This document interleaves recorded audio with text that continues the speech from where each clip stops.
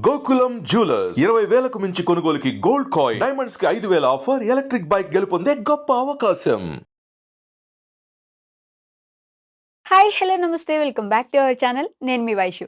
ఆఫీసుల్లో గానీ, బయట గానీ, ఫ్రెండ్స్‌తో గానీ, లేదంటే మనకు తెలిసిన వాళ్ళతో గానీ, అబ్బా! మన ఫ్రెండ్ గదా! ఇప్పుడు నో చెప్తే ఎలా? ఇప్పుడు నో చెప్పానంటే మళ్ళీ మా ఇద్దరి మధ్య రిలేషన్ దెబ్బతింటుందేమో!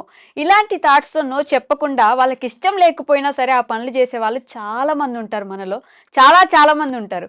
సో, అసలు వాళ్ళని నొప్పించకుండా, ఒప్పించేలాగా నో చెప్పడం ఎలా? ఈ విషయాలు మాట్లాడడానికి ఈరోజు నాతో పాటు ఉషా వెమ్మూరి గారున్నారు. Motivational speaker and counsellor. మేడంతో మాట్లాడదాం. Hello ma'am. హలో. నమస్తే. నమస్తే. సో, నో, నో అని చెప్పడం అనేది చాలా కష్టం. చిన్న పదమైనా గూడా అస్సలు అంత ఈజీగా ఎవరు చెప్పలేం గదా! ఒప్పించకుండా నొప్పించకుండా ఒప్పించేలాగా నో ఎలా చెప్పాలి మ్యామ్ అసలు? చాలా ముఖ్యమైన క్వెషన్ ఇది. లేపోతే ఏమవుతుందో తెలుసా? హ్మ్. అవతల వాళ్ళని ప్లీజ్ చేసే దీంట్లో మనం ఎప్పుడూ లూజ్ అయిపోతాం. అసలు కరెక్ట్. మన అస్తిత్వం పోతుంది ఒక హ్మ్. పీరియడ్. అసలు యెస్ అనే మాటకి 3 అక్షరాలు, హ్మ్. నో అనే మాటకి 2 అక్షరాలు ఉన్నాయి కదా! మామూలుగా ఇప్పుడు నాకు వచ్చిన ఫీలింగ్. Correct ma'am. ఉన్నప్పుడు యెస్ కంటే నోనే ఈజీగా చెప్పగలగాలి. హ్మ్. అవునా? కరెక్ట్.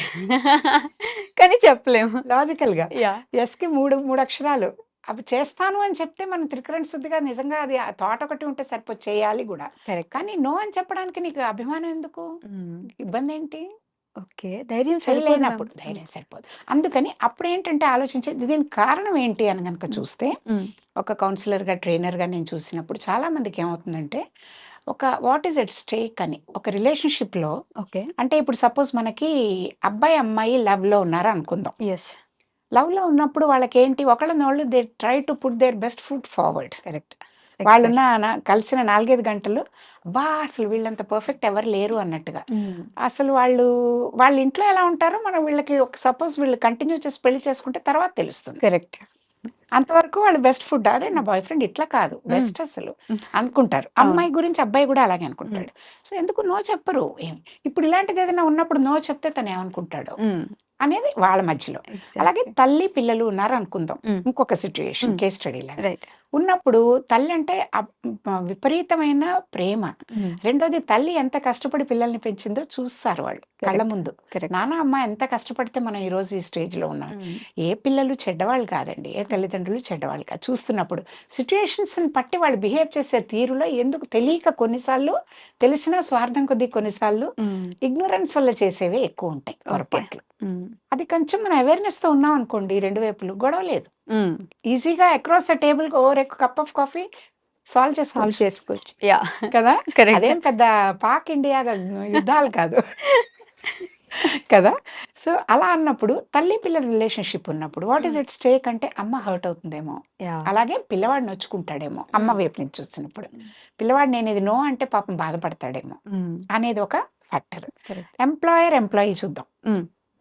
మనకి. అక్కడేంటి మంచి ఎంప్లాయీ అయితే గనక హ్మ్. ఎంప్లాయర్‌కి గట్టిగా అలా ఏదైనా నో అని చెప్పాలన్నా, వేరే ఏది చేయాలన్నా వెళ్ళిపోతాడేమో. హ్మ్. రేపు పొద్దున్న నాకు ఈ నా బిజినెస్‌కి నేను without him can I manage yes. అనేది వాళ్ళ వైపు. హ్మ్. వీళ్ళ వైపేంటి నేను నో అని చెప్తే నా ఉద్యోగం పోతుందా? నాకంటే బెటర్ వాడికేమైనా అవకాశం ఉంటుందా? ఇన్‌సెక్యూరిటీ. యెస్. జాబ్ వైపు. ఇదొక కారణం. హ్మ్. ఇట్లా రకరకాల రిలేషన్‌షిప్స్‌లో వాట్ ఈస్ అట్ స్టేక్ అని చూస్తే గనక hmm. If you feel that whatever you are foregoing is more important than what you are getting అనేది. ఓకే. అప్పుడు వాళ్ళు ఇలా బడ్జ్ అవుతారు. హ్మ్. అంటే ముందు లోపల ధైర్యం ఉండదు. రైట్. దానికి మేనేజ్‌మెంట్‌లో మనం నేర్చుకునేది ఏంటంటే ప్రతి వాళ్ళు కూడా తెలుసుకోవాల్సింది ఆహ్, ఎఫెక్టివ్ కమ్యూనికేషన్ ఎట్లా చేయాలి? ఓకే. అంటే నో చెప్పాలి. హ్మ్. ఎలా చెప్పాలి? హ్మ్. నో అని గనక చెప్పాలి. తెలుసుకుంటే. నో చెప్పడం మన ఉద్దేశ్యం. అందరిని ఎల్లవేళలా అందరూ ప్లీజ్ చేయలేరు కదా! ఎగ్జాక్ట్‌లీ. ఇట్స్ నాట్ ఖచ్చితంగా. పాసిబుల్ హ్మ్. కదా! అందుకని. కానీ ఇప్పుడు నువ్వు కష్టపడి వాళ్ళని చేయడం కాదు. హ్మ్. అందుకని దీంట్లో బిహేవియరల్ ప్యాటర్న్స్ చెప్పుకునేటప్పుడు కూడా ఏం చెప్తారంటే 4 రకాల బిహేవియర్స్ ఉంటాయి. హ్మ్. పాసివ్ బిహేవియర్ అని. మీకు గుర్తుండుండొచ్చు. ఒకప్పుడు యాడ్స్ చూపించేటప్పుడు చాలా రోజుల క్రితం పెట్రోల్ బంక్ దగ్గర అందరూ వెహికల్స్ డీజిల్ హ్మ్. పోయించుకోవడానికి లైన్‌గా హ్మ్. నుంచునుంటే ఒక లారీ అతను అందరిని తనకంటే ముందెళ్ళమని వెయిట్ చేస్తూ ఉంటాడు. రైట్. అవును. గుర్తుందా? గుర్తొచ్చింది. చాలా పవర్‌ఫుల్ యాడ్ అది. హ్మ్. హ్మ్. అసలు. అవును. అంటే అదేం చూపిస్తోంది? It's always others first, me last. Yeah! దానివల్ల ఏమవుతోంది? You always tend to lose. అంటే నువ్వు పాసివ్ బిహేవియర్ చూపిస్తున్నావు. హ్మ్. అదొక రకమైన బిహేవియర్. ఓకే. తర్వాత కొంచెం ఇదైతే ఏంటంటే నార్మల్ బిహేవియర్ మామూలుగా అయితే ఇదిగా ఉండేది ఇంకోటి. హ్మ్. దానికి ఆపోజిట్ పాసివ్‌కి ఆపోజిట్ అగ్రెసివ్. ఓకే. ప్రతిదానికి ఎందుకు ఇవ్వవు? ఉమ్, ఇస్తావా లేకపోతే అని ప్రతిదానికి కూడా బెదిరించి ఏంటి ధమ్కీలు ఇచ్చి పనులు చేయించుకోవడం. రైట్. అది అగ్రెసివ్ బిహేవియర్. Mm. 4 పీక్తాను నిన్ను, నాకు అయిపోతే 4 కొడతా, ఇట్లా చెప్పడం. ఇంట్లో కూడా సిబ్లింగ్స్ మధ్యలో కూడా చూస్తూ ఉంటాం. కరెక్ట్. ఒక అన్న కానీ ఎవరైనా ఉంటే చెల్లి తనకంటే చిన్నది వీక్గా ఉంది అనుకుంటే మాట వినకపోతే 2 తగిలిస్తాను, ఏంటి మర్యాదగా మాట్లాడు అట్లా అని చెప్పేది భయపెడతాం. కరెక్ట్. భయపెట్టి కోయర్షన్తో వీటితో పని చేయించుకోవడం అనమాట. అది అగ్రెసివ్ బిహేవియర్. ఓకే. దీనికి అన్నిటికీ కాకుండా విన్ విన్ గా ఉండేది, ఇద్దరు లాభపడేది. ఇప్పుడు మీరు అన్నట్టు how to say no without Yeah. Hurting అంటే అసర్టివ్ బిహేవియర్ అలవాటు చేసుకోవాలి. Assertive behaviour. అసర్టివ్ అంటారు. అంటే ఇప్పుడు నిన్న జరిగిన విషయం, నిన్న రాత్రే మోదీ గారి స్పీచ్ విన్నాను కాబట్టి చెప్తున్నాను. ఓకే. ఎంత చక్కగా మాట్లాడారు ఆయన. ఎక్కడైనా పాకిస్తాన్ ఏమైనా అన్నారా? రైట్. కానీ ఎక్కడైనా ఇండియాలో మన వాళ్ళని తగ్గించారా? సమస్య లేదు. ఆర్మీ ఎవరు ఇంపార్టెంట్ మన దీనికి అనేది వాళ్ళందరినీ ప్రేస్ చేశారు. కరెక్ట్. ఎవరు మనని పరోక్షంగా మనని వెనక నుంచి మన ఇది చేస్తున్నారో వాళ్ళకి తన మాటల ద్వారా ఇండైరెక్ట్ గా మెసేజ్ ఇచ్చారు. అది అసర్టివ్ బిహేవియర్. అంటే నేను లొంగను, నీ రైట్స్ నువ్వు ప్రొటెక్ట్ చేసుకుంటున్నట్టే నా రైట్స్ నేను ప్రొటెక్ట్ చేసుకుంటా. కరెక్ట్. నీది నీకు ఇంపార్టెంట్ అయినట్టు నా దేశం, నా ఇది కూడా నాకు ముఖ్యం. కాబట్టి నేను ఇది స్పష్టంగా చెప్పదలుచుకున్న పీరియడ్ ఇది ఇలాగే ఉంటుంది. రైట్. టెర్రర్ అనే మాట మాట్లాడితే టాక్స్ లేవు, నీళ్లు కావాలి అంటే రక్తం వద్దు. ఓకే. నీకు ఇది ఇస్తే నాకు ఇది ఇవ్వు. విన్ విన్ అంతే. Win win. Yeah. నువ్వు విన్నావు, నన్ను విన్, నేను నీ జోలికి రాను, నువ్వు నా జోలికి రా. బెటర్. అంతేగాని అది వరకు లాగా మనకి అలవాటైన మంచితనం అంటే పేట్రియట్స్ వేరండి. తర్వాత డిఫెన్స్ పర్సనల్ ఆర్మీ వాళ్ళు వేరు, లీడర్స్ వేరు, రకరకాలు ఉన్నారు. పేట్రియటిజం వేరు. మీరు నెమ్మదిగా ఉండి కొట్టక బాబు, జాగ్రత్త బాబు అని చెప్పే రోజులు పోయినాయి. అలా అంటే ఈ చంపండి కొట్టదన్నారు అందుకని కొట్టలేదని వెళ్ళిపోతుంటారు. అట్లా కాదు కదా. సో అందుకని లీడర్షిప్ లో మంచి క్వాలిటీ ఏంటంటే ఇలాంటప్పుడు మనం కూడా ఎవరికి వాళ్ళు లీడర్సే.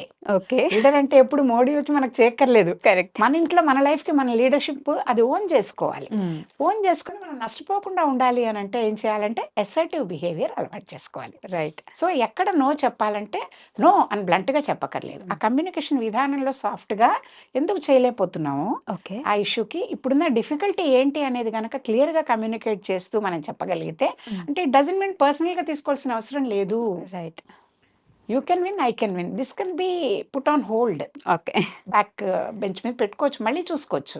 అంతేగాని నువ్వు నన్ను అనుకునేందుకు నేను నిన్ను అనుకునేందుకు వెంటనే జడ్జ్మెంట్స్ చేసేసుకోవడానికి అలా కంక్లూడ్ చేసుకోవద్దు అని చెప్పే విధంగా కమ్యూనికేట్ చేస్తే ఎన్ని ఇష్యూస్లో ఇష్యూ బేస్డ్గా డిఫరెన్సెస్ ఉన్నా రిలేషన్షిప్స్లో ఎటువంటి డిఫరెన్సెస్ రావు. రైట్. అది నా ఎక్స్పీరియన్స్ ఇన్నాళ్ళ దీంట్లో. ఓకే. అంటే అసర్టివ్ గా ఉండాలి.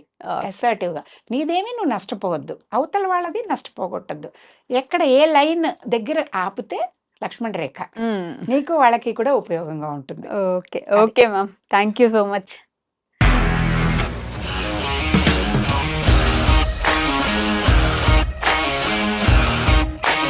ఇండస్ట్రీలో కమిట్మెంట్ ఇష్యూస్ వస్తే నీకు కూడా వచ్చినట్టు? మార్నింగ్ తీసుకెళ్ళాలంటే కొట్టి పడేస్తారు.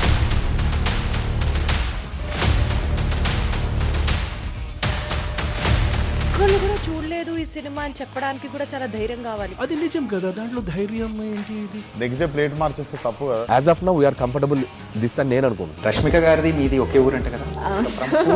నీకు కోపం వచ్చిందంటే బాగా తిట్టేత్తరా? తిట్టేద్దామండి.